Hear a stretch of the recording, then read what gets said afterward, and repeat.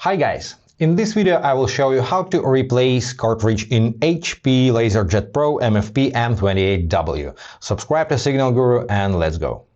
So first fold and slide the output tray back in the printer, and now open the scanning unit.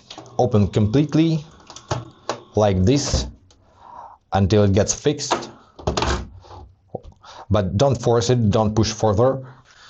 Here is your cartridge. It's very easy to eject it. Just grab the handle and pull it towards you, like this. If you use a new cartridge to replace, there are some protective materials, transparent film on the printing head and limiting rings around the cartridge. So you need to remove all the protective materials and make sure you never touch the printing head with your finger.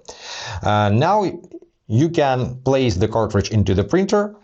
Now turn the cartridge so that text and images on it face you and the printing head faces printer, and place the cartridge parallel to the front wall of the printer and make sure these plastic tabs match the corresponding slots in the printer on the both sides.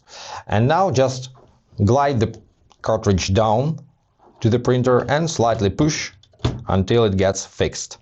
And you can gently close the scanning unit until it clicks, like this. Now printer is making some sound, is getting ready to work. Wait for it.